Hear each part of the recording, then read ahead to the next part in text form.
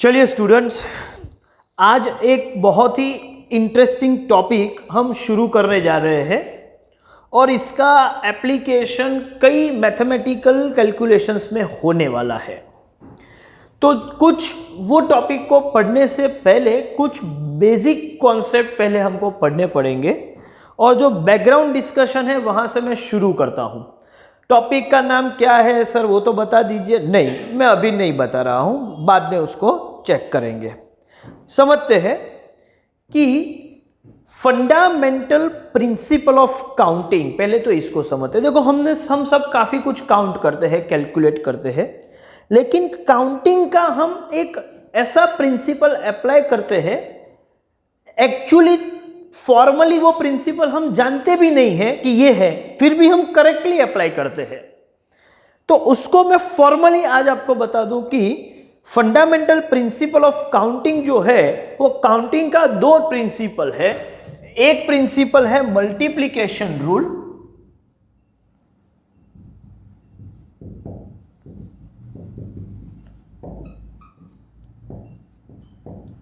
और एक है एडिशन रूल। और ये दोनों रूल एज अ रूल हमें शायद मालूम ना भी हो, फिर भी हम उसको प्रॉपरली ही अप्लाई करते हैं। आज उसको फॉर्मली पढ़ेंगे। देखते हैं, मान के चले कि a person has 3 shirts S1, S2, S3 and S4। 3 shirts S1, S2 and S3, और मान के चलो 4 शर्ट है, and 3 pants P1, P2, P3। Okay, a person has 3 pants and 4 shirts.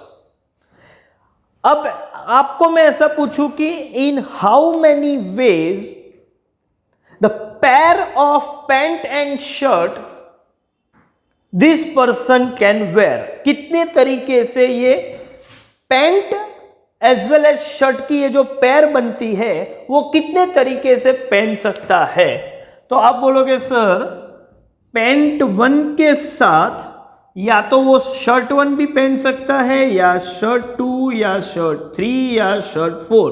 इसका ये मतलब हुआ कि पैंट 1 की 4 शर्ट के साथ 4 पेयर हो सकती है, मतलब पैंट 1 वो 4 तरीके से पहन सकता है। पैंट 2 भी उसी पैटर्न से S1, S2, S3, S4, मतलब और 4। और पैंट 3 भी वो पैंट 1 के साथ, पैंट 3 के साथ shirt 1, shirt 2, shirt 3 and shirt 4। तो ऐसा मिला के टोटल, ठीक है, ये 4 तरीके से। तो ओवरऑल पैंट एंड शर्ट की ये जो टोटल वेयरिंग एक्टिविटी है दोनों, मतलब ये पैर पहनने की, वो 12 तरीके से ये काम कर सकता है। ठीक है, तो पैंट एंड शर्ट दोनों वो अलग अलग जो कॉम्बिनेशन बन रहे हैं उसके हिसाब से देखा जाए तो अलग अलग तरीके से वो 12 वेज से ये पैंट एंड शर्ट की पेयर पहन सकता है।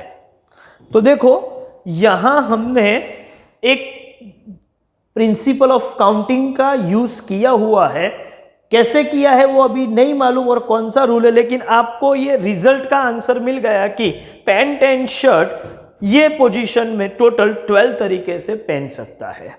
अब दूसरा एक एग्जांपल लेते हैं। एग्जांपल मैं चेंज कर रहा हूं। सपोज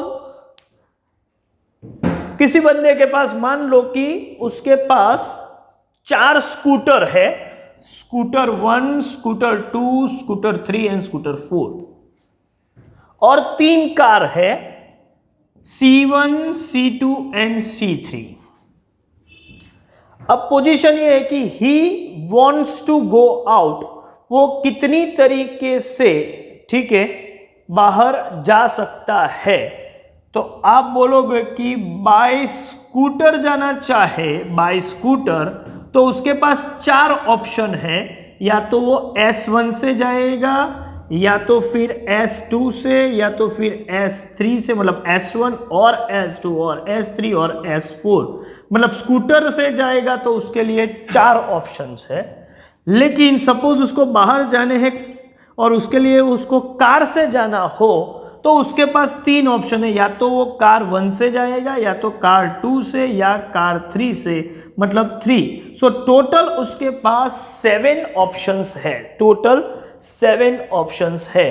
बाय स्कूटर, स्कूटर के 4 ऑप्शन और कार के 3 ऑप्शन, 4 + 3 मतलब मिला के 7 तरीके हैं।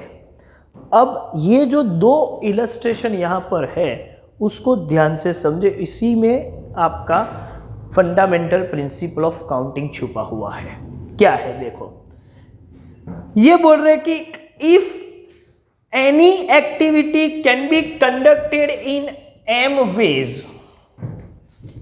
and for each such activity another activity can be conducted in n ways, that entire task can be completed in m by n ways, m by n ways। जैसे कि एक एक्टिविटी है वेयरिंग ऑफ पैंट। पैंट आप कितनी तरीके से पहन सकते हो, यहां पर वेयरिंग ऑफ पैंट ये एक्टिविटी आप 3 तरीके से कर सकते हैं। And for each such activity another activity that is wearing of shirt, जिसको मैं बोलूंगा n, another activity can be conducted in n ways, मतलब wearing of shirt can be conducted in 4 ways, then entire task can be completed in m into n, मतलब 3/4 मिला के 12 ways हुआ। देखो यहां मैंने m into n या 3 into 4 किया। Pant and shirt, pant and shirt, सिर्फ पैंट पहनना हो या सिर्फ शर्ट पहनना हो ऐसा नहीं है, पैंट एंड शर्ट की पूरी पेयर पहननी है। तो वेयरिंग ऑफ पैंट के लिए टोटल ऑप्शंस 3 है, एंड वेयरिंग ऑफ शर्ट के लिए टोटल ऑप्शन 4 है। तो 3 and 4 मैं वर्ड निकालता हूं एंड, मुझे ये पैंट एंड शर्ट दोनों पहनने हैं। तो जब मैं एंड ऐसा लैंग्वेज साउंड करेगा तो मुझे मल्टीप्लाई करना पड़ेगा। तो 3 into 4, 3 एक्टिविटीज और 3 ways of conducting first activity, that is wearing of pant, and 4 ways for conducting second activity। First and second दोनों एक्टिविटी करनी है, हाँ दोनों करनी है। इसका मतलब पैंट भी पहनना है और शर्ट दोनों पहनना है, हाँ पैंट एंड शर्ट, पैंट और शर्ट नहीं है, और नहीं है, या तो पैंट पहनो या तो शर्ट पहनो ऐसा नहीं है, एंड है। तो 3 into 4 एंड जब होगा तो आपको मल्टीप्लाई करना पड़ेगा कंपल्सरीली, और इसको हम बोलते हैं फंडामेंटल प्रिंसिपल ऑफ काउंटिंग, और उसमें मल्टीप्लिकेशन रूल। ये है मल्टीप्लिकेशन रूल। लेकिन ये एडिशन रूल है, हाँ ये एडिशन रूल है। जैसे कि एक एक्टिविटी है गोइंग आउट बाय स्कूटर, दूसरी एक्टिविटी है गोइंग आउट बाय कार।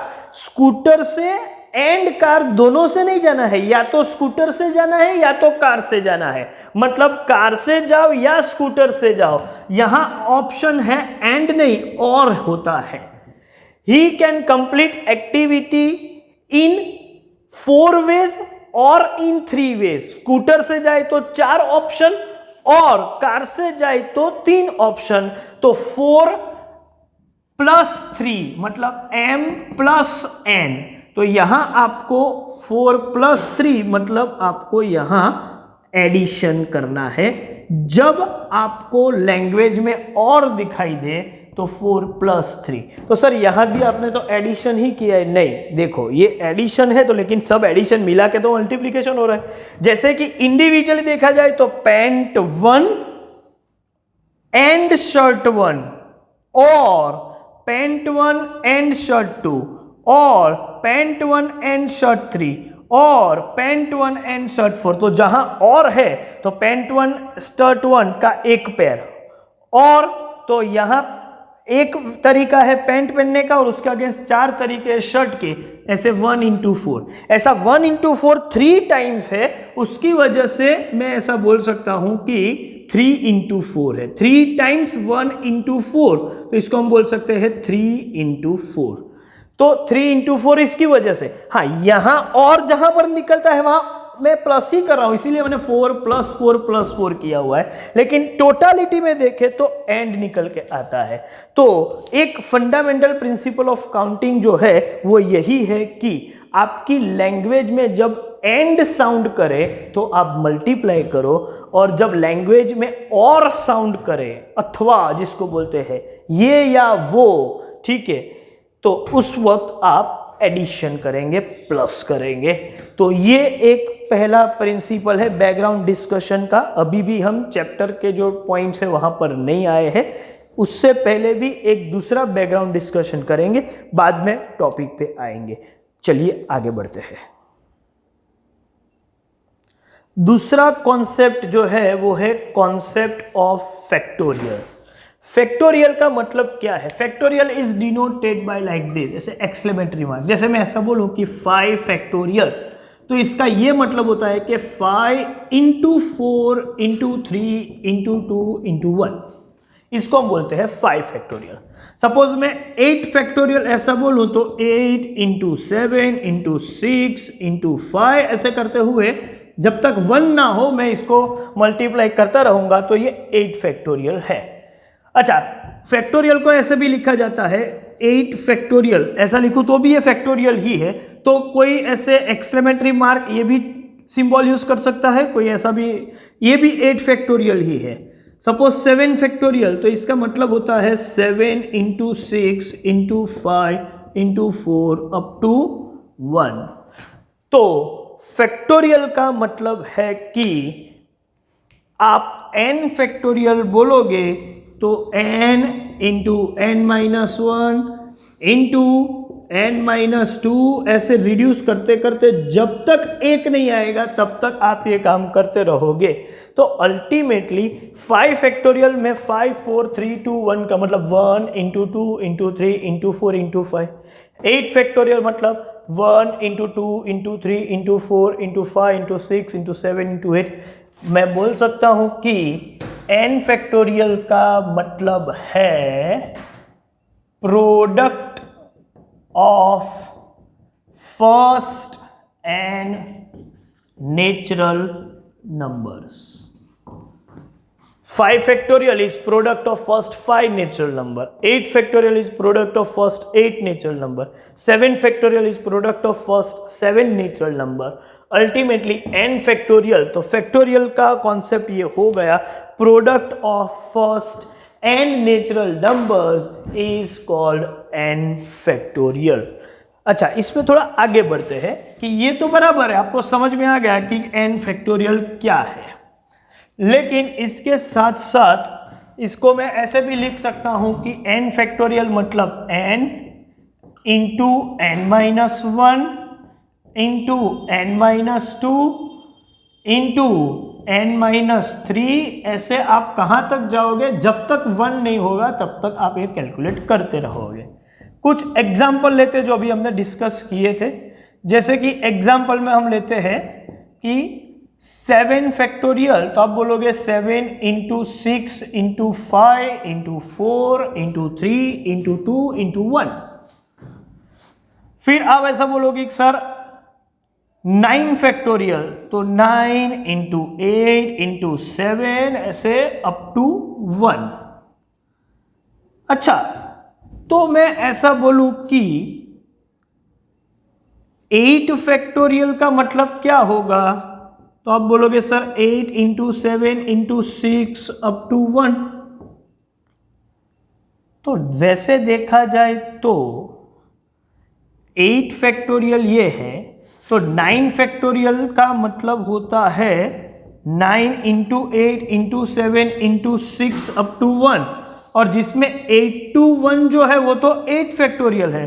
तो क्या मैं ऐसा बोल सकता हूं कि 9 फैक्टोरियल इज 9 इंटू 8 फैक्टोरियल? हाँ, क्योंकि 8 फैक्टोरियल अल्टीमेटली 1 तक जाएगा। अरे मैं ऐसा भी बोल सकता हूं 9 इंटू 8 इंटू 7 फैक्टोरियल, तो भी ये कहीं पर भी हम किसी लेवल पर फैक्टोरियल इंट्रोड्यूस कर सकते हैं। तो इसका ये मतलब हुआ कि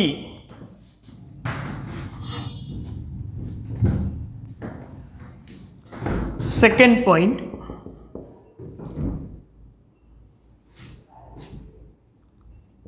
5 factorial is 5 into 4 into 3 into 2 into 1. 6 factorial is 6 into 5 into 4 into 3 into 2 into 1. It implies 6 factorial is 6 into 5 factorial. Yes. Same way 5 factorial is 5 into 4 factorial. Agreed. Same way 10 factorial is 10 into 9 factorial. Yes. And it is also equals to 10 into 9 into 8 factorial. Yes. तो ये सब भी हम लिख सकते हैं. तो इसके बेस पर मैं इतना बोल सकता हूं कि n factorial is equal to n into n minus 1 factorial. ये भी हम कह सकते हैं. और कुछ फैक्टोरियल के रिजल्ट आपको खुद ऐसे ही मतलब ओरली याद रखने हैं. याद नहीं रखोगे तो कैलकुलेटर से तो काम होगा ही होगा, लेकिन ओरली याद रख लोगे तो क्या है, कैलकुलेशन फास्ट हो जाएगा. जैसे कि 0 फैक्टोरियल इज ऑलवेज 1, और ये एक स्पेशल कैरेक्टर है. 0 फैक्टोरियल इज 1. क्या है, कैसे है, ये प्रूव भी कर सकते हैं, डिस्कस भी कर सकते हैं, लेकिन अभी इसकी जरूरत नहीं है. एज अ रिजल्ट हम याद रखेंगे. 1 फैक्टोरियल का मतलब भी 1 ही होगा. 2 फैक्टोरियल यू नो 2 इंटू 1 तो 2 होगा. 3 फैक्टोरियल का मतलब है 3 इंटू 2 इंटू 1 तो ये हो जाएगा 6. 4 फैक्टोरियल 4 इंटू 3 फैक्टोरियल, और 3 फैक्टोरियल 6 है ही, तो 4 into 6 24. 5 factorial is 120. 5 into 4 factorial 5 into 24 वो हो जाएगा 120. 6 फैक्टोरियल इज 6 इंटू 120 मतलब 720. 7 फैक्टोरियल इज 5040. तो 0 फैक्टोरियल से 7 फैक्टोरियल तक के फिगर्स आप जबानी याद रखो तो अच्छी बात है. तो ये दो कॉन्सेप्ट जो है वो हमने डिस्कस कर लिए. बेस्ड ऑन दिस, ये जो सेकेंड कॉन्सेप्ट है इस पर एक दो न्यूमेरिकल क्वेश्चंस में प्रैक्टिस के लिए बता रहा हूं. ठीक है, बाद में हम ओरिजिनल टॉपिक पे मूव कर लेंगे. चलिए देखते हैं. चलिए कुछ क्वेश्चंस देखते हैं कि फैक्टोरियल का कॉन्सेप्ट हमें कितना समझ में आया है. जैसे कि ये एग्जांपल है 3 फैक्टोरियल माइनस 2 फैक्टोरियल. अच्छा, आपको मालूम है 3 फैक्टोरियल का मतलब होता है 6 और 2 फैक्टोरियल का मतलब है 2. तो इसका आंसर होगा 6 माइनस 2 मतलब 4. सिंपल सा टास्क था. 5 फैक्टोरियल, तो 5 factorial is 120 into 4 factorial is 24. चलिए अब इसको सॉल्व करें तो 120 into 24, we must use calculator. 120 into 24 तो ये आ रहा है 2880.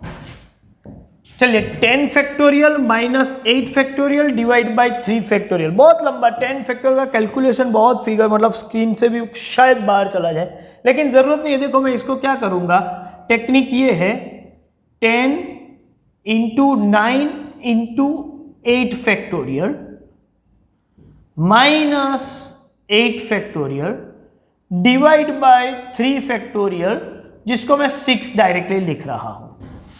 अब क्या करेंगे, बहुत कैलकुलेट मत करो, ये दोनों में से 8 फैक्टोरियल कॉमन निकाल दे तो 10 इंटू 9 मतलब ये हो जाएगा 90 माइनस ये कॉमन में चला गया तो -1 डिवाइड बाय 6. अब 8 फैक्टोरियल जो है उसका कैलकुलेशन करें तो 7 फैक्टोरियल तो मुझे 5040 मालूम था. ठीक है, तो 8 इंटू 7 फैक्टोरियल, या मैं 5040 इंटू 8 कर रहा हूं. 5040 इंटू 8 तो ये हो रहा है 40320 इंटू 89 डिवाइड बाई 6. और अब इसका कैलकुलेशन इंटू 89 डिवाइड बाई 6 और ये हो रहा है 598080. ऐसे ही यहाँ पर आ जाता है कि 100 फैक्टोरियल डिवाइड बाई 98 फैक्टोरियल, ऐसा कितना कर सकते हैं? 100 फैक्टोरियल मतलब 100 इंटू 99 इंटू 98, कहाँ तक? नहीं, ऐसा नहीं सॉल्व करेंगे। 100 फैक्टोरियल डिवाइड बाई 98 फैक्टोरियल, इसको सिंपली ऐसा लिखो 100 इंटू 99 इंटू 98 फैक्टोरियल। क्यों मैं वहां पर रुक गया? क्योंकि डिवीजन में भी 98 फैक्टोरियल तो है, तो वैसे भी ये तो कट ही हो जाएगा, 98 से 1 तक जाने की जरूरत नहीं है। लिखोगे तो भी कट होने वाला है, तो लिखेंगे क्यों? ये आंसर होगा 9900। तो कुछ सैंपल के तौर पे कैसे इसके साथ डील करेंगे ये मैंने आपको एक्सप्लेन किया। Now background things have been completed, ये जो था वो हमने कवर कर लिया है। अब हम रियल टॉपिक पे आ जाता है और उसमें सबसे पहले हम समझेंगे परम्यूटेशन को। तो उसके लिए हम नेक्स्ट वीडियो लेक्चर में डिस्कशन करेंगे। तो ये वीडियो हम यहाँ पर ख़त्म करते हैं। Thank you very much.